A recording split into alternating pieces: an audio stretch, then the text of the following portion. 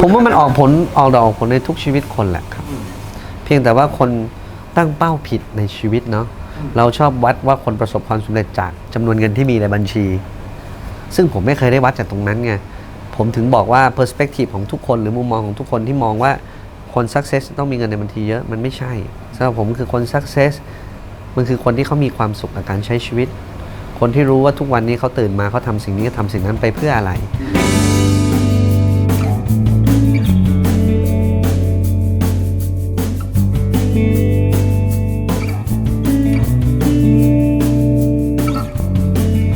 คนชอบเอาหลายๆเรื่องมาปนกันเนาะในชีวิตอะซึ่งความหมายมันคนละอย่างกันเลยเช่นคนคิดว่าจนเท่ากับทุกข์รวยเท่ากับสุขนี่เป็นตัวอย่างมันไม่ใช่คนละเรื่องความสุขความทุกข์กับความจนความรวยมันก็คนละเรื่องกันหรือคนทำอะไรลวกๆคนทำอะไรเร็วๆอย่างเงี้ยช่วยคนทำอะไรช้าๆอย่างเงี้ยปานีตไม่ใช่คนละเรื่องกันครับปานีตก็คือปานีตครับปานีตจะปานีตเร็วปานีตช้าก็คนละเรื่องกันครับเห็นไหมนี่ผมกำลังบอกว่า perception ของคนชอบเอาวิวที่ตัวเองคิดและเข้าใจไปตีความตีกรอบให้กับหลายๆสิ่งในชีวิตของคุณบางคนมีทัศนคติการเมืองแบบนี้มีทัศนคติการเมืองแบบนี้นี่ต้องเป็นสีนี้ต้องเป็นสีนั้นมันไม่ใช่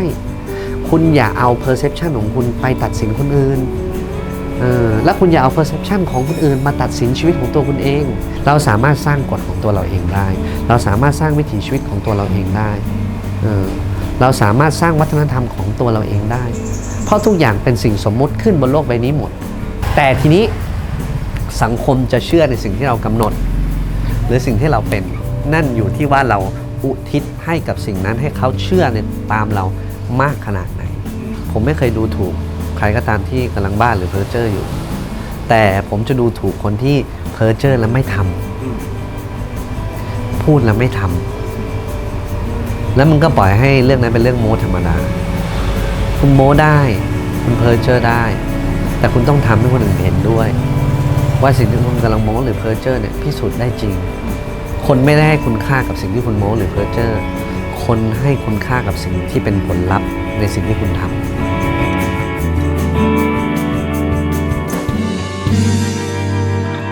ผมว่าเรื่องของชีวิตมันเป็นเรื่องของปัจเจกบุคคลนะผมก็มีชีวิตของผมเองที่ผมรู้สึกว่าผมชอบชีวิตของผมแบบนี้แต่ผมก็ไม่ก้าวไก่ชีวิตคนอื่นถ้าเขาเลือกอยากที่จะมีชีวิตในแบบที่เขาต้องการในแบบไหนก็แล้วกันเพราะว่านั่นมันคือชีวิตเขาเราก็เลยไม่สามารถไปแสดงทัศนะได้ว่าแบบนี้ไม่ดีแบบนี้ดีการที่ไม่จำกัดนิยามความสุขของตัวเองว่ามันต้องขึ้นอยู่กับสิ่งใดสิ่งนี้ทำให้ผมรู้สึกว่าผมทำให้ชีวิตของผมเบาลงมากเลยในทุกๆอย่างพระอาจารย์ชยสาโรนี่แหละครับถือว่าเป็นผู้มีพระคุณที่ช่วยเบิ่งเนตรให้ผมในวันที่มีโอกาสได้สัมภาษณ์และสนทนาท่านบอกว่าความสุขที่แท้จริงต้องเป็นความสุขที่ไม่ขึ้นอยู่กับสิ่งใดแล้วผมจำได้ว่าผมถามต่อท่านว่าหมายความว่าไงครับถ้าสมมติว่าเราชอบเล่นกีตาร์แล้วเรายังเป็นนักดนตรีแล้วเราได้เล่นกีตาร์แล้วเรามีความสุขนั้นไม่ใช่ความสุขที่แท้จริงหรอครับได้ทำในสิ่งที่เรารักได้อยู่กับสิ่งที่เรารักท่านบอกว่าเป็นความสุขแต่ไม่ใช่ความสุขที่แท้จริงเพราะวันไหนเมื่อก็ตามที่โยมไม่ได้เล่นกีตาร์และโยมไม่ได้เป็นนักดนตรีโยมก็จะต้องไม่มีความสุขนะสิเพราะฉะนั้นความสุขที่แท้จริงมันต้องไม่ขึ้นอยู่กับสิ่งใดไงคนจะรักเราไม่รักเราก็ไม่ได้เป็นปัจจัยที่ทำให้เรามีความสุขคนจะชื่นชมหรือไม่ชื่นชมกับสิ่งที่เราทำก็ไม่ได้เป็นปัจจัยที่ทำให้เรามีความสุขเรามีความสุขได้หมดไม่ว่าจะเป็นยังไงและก็เป็นการพิสูจน์ชีวิตไปเรื่อยๆด้วยถ้าวันหนึ่งจะต้องเจอสถานการณ์อะไรที่พลิกผันว่าเราเป็นทำได้อย่างที่เราพูดเปล่า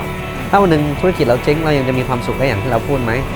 เหมือนเวลาคนก็ตั้งคำถามว่าก็ใช่สิมึงรวยนี่ก็ใช่สิมึงประสบความสำเร็จนี่ก็ใช่สิพูดได้นี่เพราะมันเป็นอย่างนั้นแน่นอนไอ้สิ่งที่เป็นคำถามหรือคำพูดของคนเราแบบนั้นนะมันก็เป็นตัวการที่จะมาเป็นบททดสอบของผมด้วยว่าแล้วถ้าวันหนึ่งผมต้องเป็นสถานภาพแบบนั้นผมยังจะมีความสุขได้หรือเปล่าเมื่อมันมาถึงใช่ผมก็ต้องตอบคำถามตัวเองแบบนี้ไปเรื่อยๆให้ได้ในชีวิตแค่นั้นเองครับ